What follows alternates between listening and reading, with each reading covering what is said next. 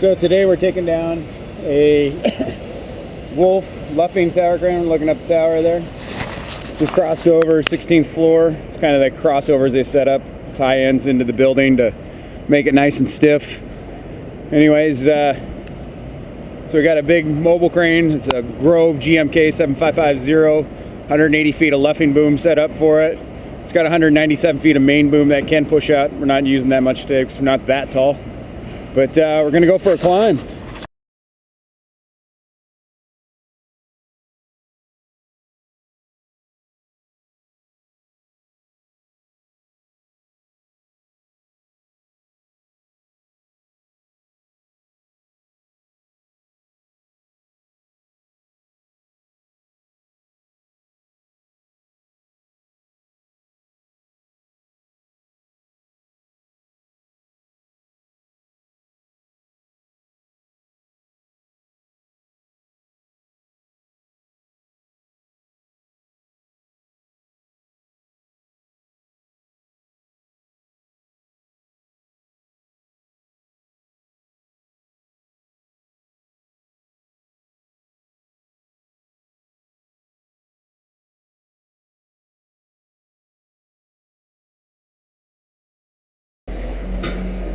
So in the old Wolff design, what they've got is the ring gear is what causes the crane to swing around on the inside.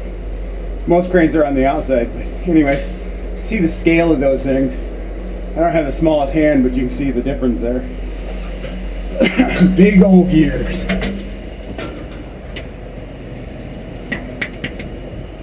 So normally this boom would be, whoop.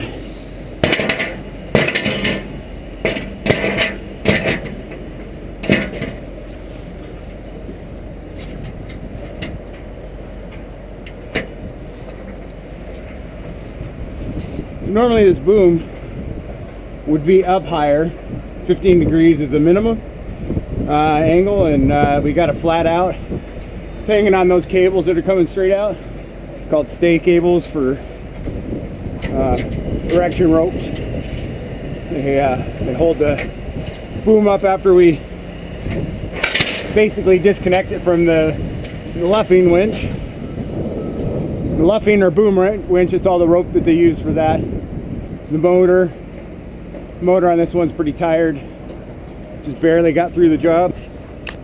We got the hoist motor, gearbox, the winch, the drum where all the rope is spooled up. And we got the hoist brake over here. Pendant's running up to the gantry.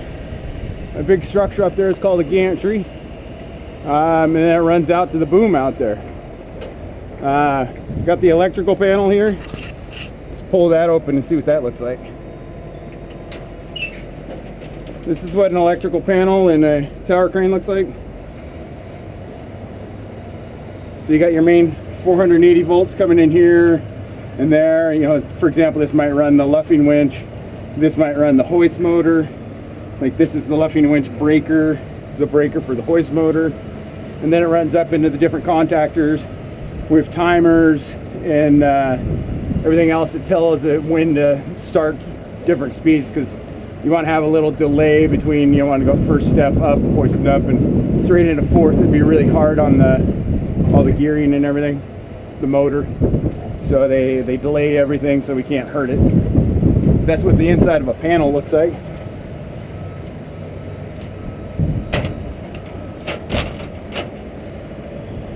Got our swing motors, so we got 2 of them on this crane. We got our swing brakes in here, right in there. These are the pads that grab it. Opposite side, it's disconnected. This motor isn't running. We only have one motor running it. It actually runs okay on that case. So usually you have low power, but this Wolff seems to have plenty of power on one motor. Looking out at the boom, you can see how low the block is there. We had a check last night, and over on that corner, we had maybe a foot of clearance.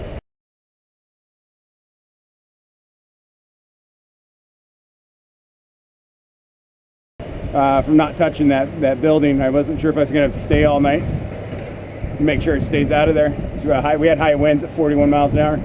This is a cab of the crane. 1996 crane, so it's pretty old. Not terribly old, but you know, older. This is what it looks like inside of the cab. You got controls. You got 3 radios going because of what we were doing the last couple days. So I just filling in on this crane, making sure that we were ready to go. Everything's got finished on the job. This crane hasn't been running for like a month. So again, this is Bellevue. Lots of work going on in town. There have been more cranes. You can see some orange on top of the building over there being finished up. Building to the left, there's another crane that's still there, and then the one just to the south of that, there was just a crane that was on. We just took off. Hunts Point, where all the fancy folks live. And then again, Grove GMK 7550. They are having some problems with the luffing winch, it looks like right now. They're checking some connections, seeing if they can get it to work, but so we can push out and go ahead and tear this crane down. Let's hope they do, otherwise it becomes expensive and time consuming to have to come back.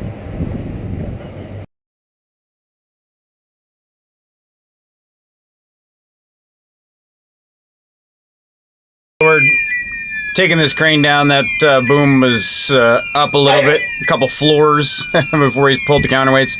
Counterweights are out, so sometimes you hear guys freaking out on the ground when they hear alarms. We got 2 alarms, an overload and an 80% alarm going off, and this is what goes on when we're dismantling cranes or erecting them.